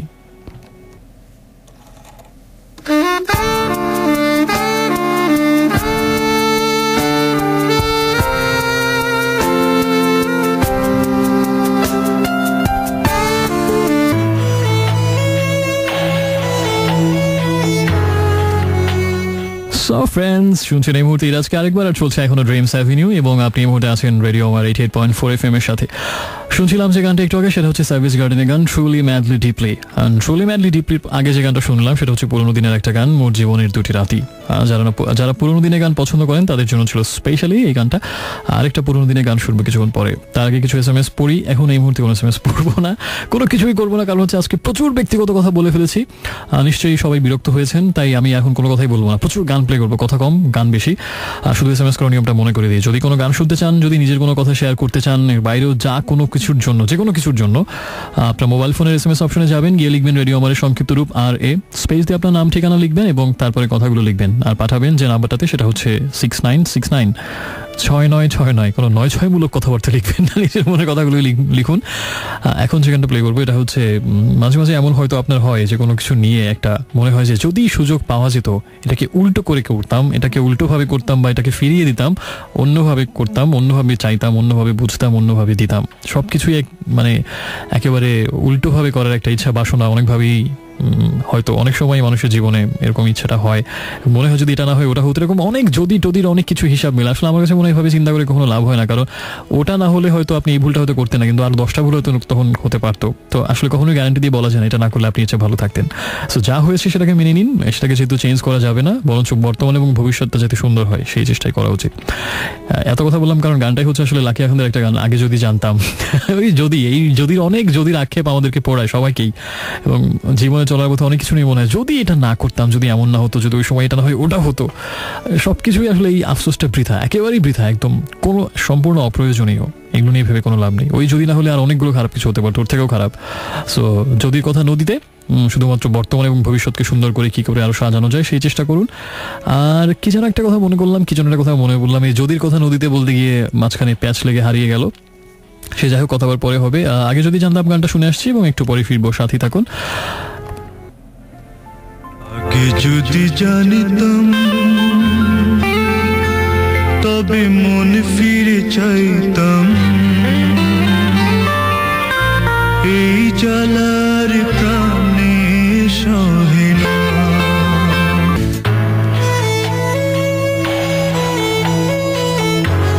Friends, welcome back. শুনছেন রেডিও আমার 88.4 FM, আর এই মুহূর্তে আপনার বন্ধু ইরাজ আপনার সাথে এখনো আছে ড্রিমস অ্যাভিনিউ নিয়ে শনিবার রাত্রি বিশেষ আয়োজন। শুনছিলাম যে গানটা একটু আগে, সেটা হচ্ছে নগর বাউলের একটা গান, দুষ্ট ছেলের দল অ্যালবাম থেকে Bijli. I really love this song. এই গানটা নিয়ে অনেক কথা হয়েছে, অনেকে অনেক রকম মন্তব্য করেছেন, কারো পজিটিভ রিভিউ ছিল, কারো নেগেটিভ রিভিউ ছিল, অনেক রকম কথাবার্তা আলোচনা হয়েছে, but I just simply love this song. একেবারেই অন্যরকম একটা গান, এবং সারা ব্যান্ড মিউজিক তো বটেই, অন্য অনেক ধরনের বিভিন্ন জনরার মিউজিক খুঁজলেও ঠিক এই ধাঁচের এরকম একটা গান আমি আর খুঁজে পাই অন্য কোথাও। এই গানের যে একটা বিশেষ একটা অন্যরকম একটা মজলিশি বা জলসাই একটা ফ্লেভার, এবং একটা মদিরা একটা যে আমেজ গানটার মধ্যে, এবং যে অদ্ভুত গায়কী, অ্যাজ ইফ মনে হচ্ছিল যে আসলে আমি কোনো গায়কের কণ্ঠে এই গানটা শুনি না। যখনই মনে হয় যে সত্যিকার অর্থে একটা মানে একটা মানুষ তার নিজের জীবনের খুব কষ্টের কথাগুলো কিছু বিশেষ মদিরা মুহূর্তে হয়তো মানে একেবারে যথেষ্ট গভীর থেকে ভেতর থেকে বলছে, এবং একদমই অন্যরকম, একটু একটু ডিফারেন্ট, একটু অনেকখানি ডিফারেন্ট গানটা আসলে, এবং খুব সহজ কিছু কথায় অনেক গভীর কিছু বিষয় আশয়ের কথা বলা হয়েছে। চোখের দেখাই মনের দেখা হয়, চোখের দেখা মনে যদি রয়। এইটার বেশিরভাগ এটার অ্যাগেন্স্টে বলবে যে না, মনের দেখাই সে তো বড় দেখা, চোখের সব বাহ্যিক সৌন্দর্য দঞ্জ বা চোখের সে ভালো লাগলো, সব ঠুনকো মায়া দুদিনের মোহ, এগুলো সব হাতের ময়লা, এরকম অনেক রকম বিভিন্ন রকম তত্ত্বকথায় আমরা বেশিরভাগ সময় শুনে থাকি, কিন্তু চোখের দেখাকে উড়িয়ে দেওয়া যায় না। এবং এটাকে আমার কাছে মনে হয়েছে গানটাকে আমার ভাষায় ডিসেন্ট লাভ সং না, অ্যান্টি ডিসেন্ট লাভ সং এবং অ্যান্টি জেন্টাল লাভ সং আমার কাছে মনে হয়েছে, যে মাঝে মাঝে এরকম অ্যান্টি বিষয় আসলে কিন্তু ভালো লাগে। যাই হোক, সিম্পলি সোজা কথা এক কথা, I simply love this song. প্রথম যখন শুনলাম, সেই প্রথমবার শুনেছিলাম একটা কনসার্ট আর্মি স্টেডিয়ামে 2001 বা 2002 থেকে, তখন থেকেই আমার খুব ভালো লাগে গানটা। সে যাই হোক, তার আগে যে গানটা ছিল সেটা হচ্ছে লাকিয়া খানদের গান, আগে যদি জানতাম মন ফিরে চাইতাম। এদিকে আমাকে অনেক বন্ধু SMS পাঠিয়েছেন। তাসমিয়া কবিতার কথা, যেটা কবিতা FM লাইব্রেরির কথা বলেছেন। গত শোতে আমি বলেছিলাম যে কয়েকদিন ধরে আমার বই পড়া বন্ধ আছে নানাবিধ রকম কারণে, এবং খুব শীঘ্রই আবার পড়া শুরু করে আমি আবার রেগুলারলি FM লাইব্রেরি করা শুরু করবো। শীত আসতে আসতে নিশ্চয়ই আশা করছি শীত নিয়ে আসবে FM লাইব্রেরির একটা শীতল উষ্ণতা, শীতল স্পর্শ। হাসনা আমাকে আদাবর থেকে জানিয়েছেন সেটা হচ্ছে যে ইউর মোস্ট ওয়েলকাম হাসনা, নতুন বন্ধু আমাদের, এবং মাঝরাতে চাঁদ যদি আলো না বিলায়, ভেবে নেবো আজ হাসনা SMS করেনি। এই গানটা আমি প্লে করার চেষ্টা করবো হাসনা। এবং রক্তিমা রায় নামের একজন মানিকগঞ্জ থেকে আমাকে SMS পাঠিয়েছেন, সুন্দর নাম, রক্তিমা রায়, রক্তিমা ভা মগ্ন সেক্ষণে ফিরবে না আর জানিয়ে গেলে, এটা বোধহয় ওয়ারফেইজের একটা গান, রাইট, বালামের গাওয়া, মহারাজ অ্যালবামে ছিল রক্তিমা ভা, আপনি হচ্ছেন রক্তিমা রায়। এরপরে আমাকে SMS পাঠিয়েছেন যে বন্ধু, তিনি হচ্ছেন মাধবী, আমাকে জানিয়েছেন শাহান এবং অর্ণবের ওই গানটা প্লে করো, নিষিদ্ধ রাতের বাদলধারা রবীন্দ্রসঙ্গীত। আমি তো মিউজিক ভিডিওটা দেখেছি মাধবী, এবং আমার কাছে খুব ভালো লেগেছিল। এবং আমি প্রথমবার যখন মিউজিক ভিডিওটা দেখলাম, আমি ইউনিভার্সিটি হোস্টেলের ফ্রেন্ডদের সাথে, তখনও বৃষ্টি হচ্ছিল, বৃষ্টির মধ্যে এই গানটা, ওই দিনও রাতের বেলা বৃষ্টি হচ্ছিল, তার মধ্যে এই মিউজিক ভিডিওটা ফার্স্ট টাইম দেখি, এবং আরও ভালো লাগাটা এই কারণে আরও অনেক বেশি ছিল। সে যাই হোক, SMS করার নিয়মটা আরেকটু বলে দিই। প্রথমে লিখবেন রেডিও আমাদের শর্টেস্ট ভার্সন, যেটা হচ্ছে RA স্পেস দিয়ে আপনার নাম ঠিকানা এবং তারপরে কথাগুলো লিখে পাঠিয়ে দিন 6969 এই নাম্বারটাতে। আজকে সজল নামের একজন বন্ধু বলেছিলেন যে কিছু খুব স্পেশাল বিরহের গান একটা প্লে করার জন্য উনি হৃদয় দিয়ে অনুভব করতে চান, তো তার রেশ ধরে অনেকগুলো বিরহের গান প্লে করা হয়েছে এবং এ নিয়ে কথা হয়েছে। এখন পরপর দুটো বিরহের গান প্লে করবো, দুটোই আমার অসম্ভব প্রিয়, বেশি অসম্ভব রকমের প্রিয়। প্রথম গানটা হচ্ছে পুরোনো দিনের গান, এটা হচ্ছে লেখা হচ্ছে প্রণব রায়ের, আর সুর করেছেন সেই কমল দাশগুপ্ত, যার সুর করা এবং শাফিন আহমেদের কণ্ঠে তার সন্তান নতুন কম্পোজিশনে গাওয়া গান, একটা গান প্লে করেছে এবং আরেকটা করতে যাচ্ছি, বিরক্তি হলো ক্ষতি নেই যদি ভালো লাগার মতো গান হয়। তো এই গানটা আমার ভয়াবহ রকমের প্রিয়, কমল দাশগুপ্তের সুরে, এবং মান্না দে গিয়েছিলেন অরিজিনালটা। আমি শাফিন আহমেদের ভার্সনটাই প্লে করছি। শাফিন আহমেদ একটা অ্যালবাম বের করেছিলেন তার পিতার মৃত্যুবার্ষিকীতে, সম্ভবত 2006 দিকে।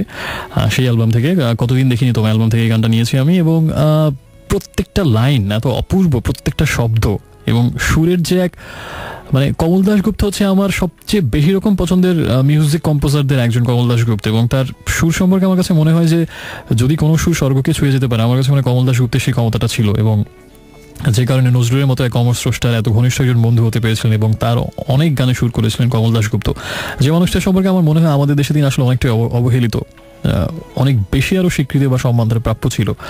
আর সে যাই হোক, সে ভিন্ন প্রসঙ্গ, আমরা এই গানটা প্লে করছি, এবং মানে সিম্পলি আমি মানে হারিয়ে যাই এই গানটা যতবারই শুনি। সুরের ওঠানামা, সুরের গভীরতা, সুরের যে বিভিন্ন রকমের কারুকাজ, খুব সূক্ষ্ম রাগের যে ব্যাপারগুলো, এবং লিরিক্সের কথা তো বললামই, অসাধারণ গান। শুনে হয়তো অনেকের অত ভালো নাও লাগতে পারে, অতিশয়োক্তি ভাবতে পারেন, সে যাই হোক, তাতে আমার কিছুই যায় আসে না, পরোয়া করি না। আমার ভালো লাগার কথা আমি নির্বিবাদে অবলীলায় বলে ফেলবো, সারা পৃথিবীকে জানিয়ে দেবো। আর তার পরের গানটা হচ্ছে আমার আরেকটা খুব প্রিয় বিরহের গান, এটাও ভয়াবহ রকমের প্রিয়, এটা নিয়ে নতুন করে কিছু বলার নেই, অনেকবার বলেছি। সো পরপর দুটো গান শুনবেন, আশা করছি যে ভালো লাগবে আপনার। একটু পরে ফিরছি।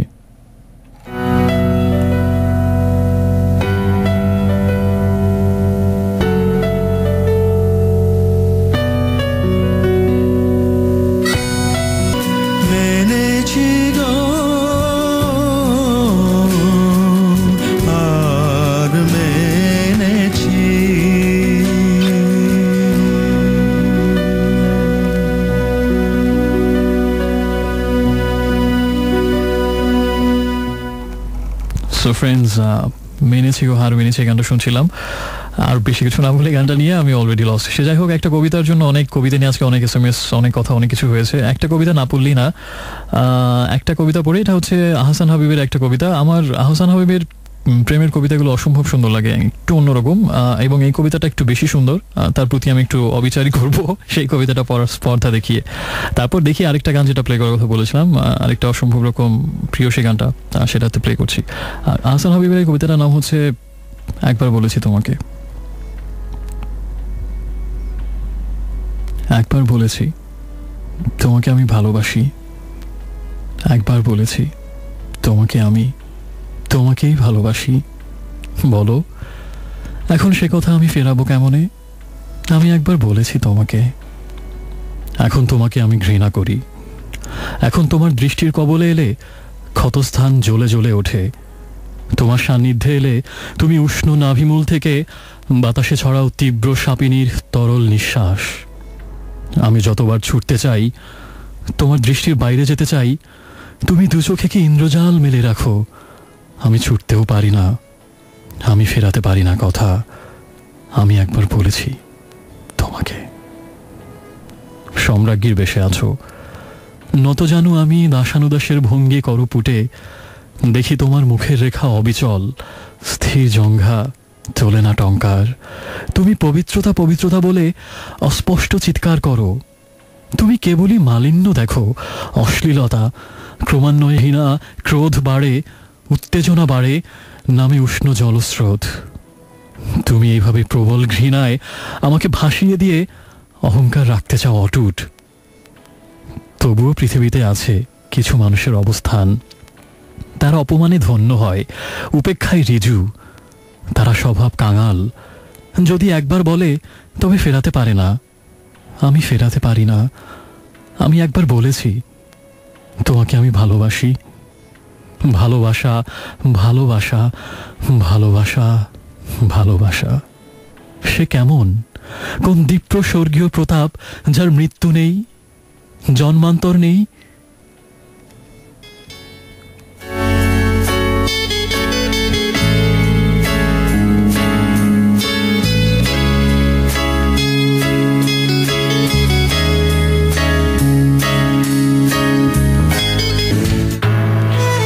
Friends, welcome back. শুনছেন এই মুহূর্তে আজকে আরেকবার ড্রিমস অ্যাভিনিউ। আরেকবার স্বাগত সবাইকে রেডিও আমার 88.4 FM-এ।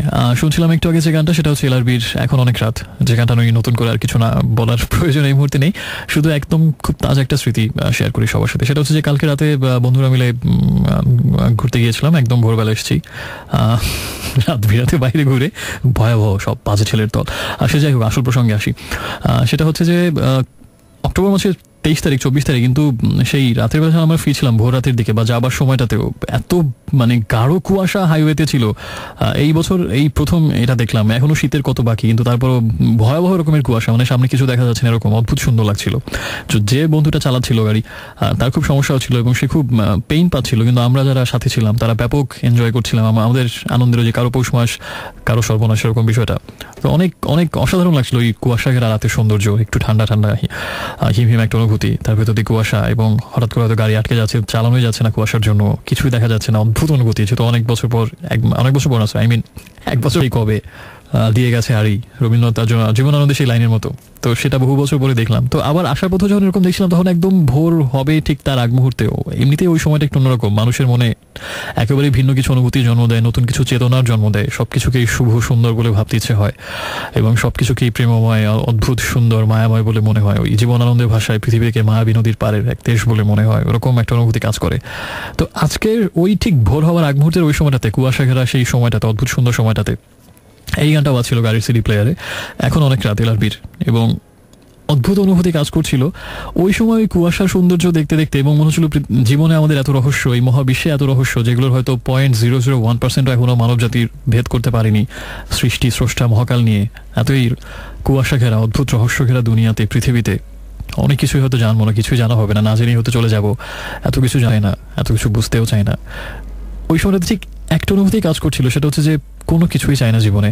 আমি সৃষ্টিকর্তার কাছে কখনোই কোনো কিছু চাই না, নিজের জন্য বা অন্য কারোর জন্য, কারোর জন্যই না। আমি অনেক বড় বিপদে পড়েছি, অনেক বড় সমস্যার সম্মুখীন হয়েছি বা আমার কাছের মানুষরা হয়েছে, কিন্তু কখনোই সৃষ্টিকর্তার কাছে নিজের জন্য কিছু চাইতে কেন যেন একটু সংকোচ বাধো কাজ করে যে কোন মুখে চাইবো, কিভাবে নিজেকে আমি চালিয়েছি এতদিন, বা মানে কোন কথাটা শুনেছি যে এখন খুব মানে এক বিপদে পড়েছিল দৌড়ে যাবো তার কাছে, এবং এই সংকোচ থেকে আমার কখনোই কোনো কিছু চাওয়া হয় না স্রষ্টার কাছে। শুধুমাত্র একটা জিনিসই সবসময় চেয়ে এসেছি এবং এটা এখনও চাই, সবসময় চাইবো, একটাই চাওয়া, আর কিছুই না। সেটা হচ্ছে যে জীবনে কোনো লক্ষ্যও নেই, আমার উদ্দেশ্যও নেই, প্রতিষ্ঠা পাবার উচ্চাকাঙ্ক্ষা কোনো কিছুই নেই, কোনো বিশেষ মানুষকে নিয়ে আমার কোনো প্রার্থনা নেই, তাকে আমার পাশে চাই, কোনো কিছুই নিয়েই নেই, না কোনো মানুষকে নিয়ে, না কোনো বস্তুগত লক্ষ্য বা জীবনের কোনো উদ্দেশ্য বা অর্জন নিয়ে, কোনো কিছু নিয়ে আমার কোনো স্বপ্ন লক্ষ্য কিছুই নেই। শুধু একটাই চাওয়া, এবং সবসময় সেটাই কাজ করে। আজকে কালকে ভোরেও বা আজকে ভোরেও, মানে যেটা আজকে ভোরের কথা বললাম একটু আগে, ওই সময়টা তো সেটা কাজ করছিল। শেষ দিনটা পর্যন্ত যেন এখন যে বিশ্বাসটা নিয়ে বেঁচে আছি যে জীবন সুন্দর এবং পৃথিবীর সব কিছুর থেকে মহৎ সুন্দর এবং আশ্চর্য অদ্ভুত রকমের ধ্রুব সত্য এবং সুন্দর হলেই বেঁচে থাকা, বা জন্মটা সুন্দর, জীবন পৃথিবীর সব কিছুই সুন্দর এবং এর থেকে সুন্দর আর অন্য কিছুই হতে পারে না, এই বিশ্বাসটা নিয়ে যেন শেষ দিন পর্যন্ত থাকতে পারি। এই একটাই চাওয়া স্রষ্টার কাছে, এই বিশ্বাসটা যেন কোনোদিন নষ্ট না হয়, কারণ জীবনের মূল মন্ত্র বা জীবনের মূল চালিকা শক্তি আমার সেটাই। এই জীবনের প্রতি শুভ বোধটা, এটা যেন অক্ষুণ্ণ থাকে শেষ দিনটা পর্যন্ত। এই বিশ্বাস নিয়ে যেন মরতে পারি যে না, মহাবিশ্বের অনেক কিছুই অজানা থেকে গেল, অনেক রহস্য কিছুই জানা হলো না, সব কিছুই আনএক্সপ্লোর্ড, বাট সবচেয়ে বড় সত্যটা জেনেছি, জীবন আর বেঁচে থাকাই সুন্দর। আর ভালোবাসা যে রূপটা একেবারে পরিবারের কাছ থেকে পাওয়া, একেবারে নিখাদ সত্যিকারের গভীর ভালোবাসা, নিজের পরিবারের মানুষদের ভালোবাসা, সেই সত্য সুন্দর রূপটাই বেঁচে থাক, অন্য কোনো নোংরা বিকৃত নষ্ট রূপ দেখতে চায় না। শুধু এর একটাই প্রত্যাশা, এই প্রত্যাশাটা আমি চাই প্রত্যেকটা মানুষের জীবনে সত্যি হোক, এটাই যেন সত্যি হয়। এই আজকে ভোরে ঠিক ওই যে গান প্লে করতে করতে ওরাই মনে একদম আজকে ভোরি, সেই সময়টা সবকিছু মিলে অন্যরকম অনুভূতি কাজ করছিল। এবং এই শুভকামনা শুধু বা এই প্রত্যাশা বা এই প্রার্থনা আমার নিজের জন্য করে গেলাম না, আমার সবগুলো বন্ধুর জন্য করে গেলাম। আর যারা এই মুহূর্তে আমাকে শুনছেন, অনেক আজকে একটু ডিফারেন্ট কিছু গান প্লে করেছি, আমি জানি না, হয়তো ভালো লাগেনি বা হয়তো বিরক্ত হয়েছেন, সে যাই হোক না কেন, একসাথে ছিলাম, এটাই আসলে সবচেয়ে বড় কথা দিনের শেষে। নিশ্চয়ই আগামী সপ্তাহে আবার কথা হবে। দোয়া থাকলো সবার জন্য, আমার জন্য করবেন যদি ইচ্ছে হয়। আর একদম শেষ যে গানটা প্লে করবে এটা হচ্ছে শচীন দেব বর্মনের একটা গান। এই গানটা কখনো প্লে করা হয়নি, কিন্তু গানটা আমার খুব সুইট লাগে গানটা। এটাও একটা বিরহের গান, আজকে ওদের বিরহের গানই বেশি প্লে হয়েছে। সে যাই হোক, বিরহ বড় ভালো লাগে। সো বিরহ আসলেও যদি জীবনে চলেও আসে, নিশ্চয়ই সেটা যেন আবার এনজয় করতে পারেন একটু এই গানের মতো। সেই সবার জন্য সেই প্রত্যাশা থাকলো, শুভকামনা থাকলো। বিরহ বড় ভালো লাগে। শুভরাত্রি।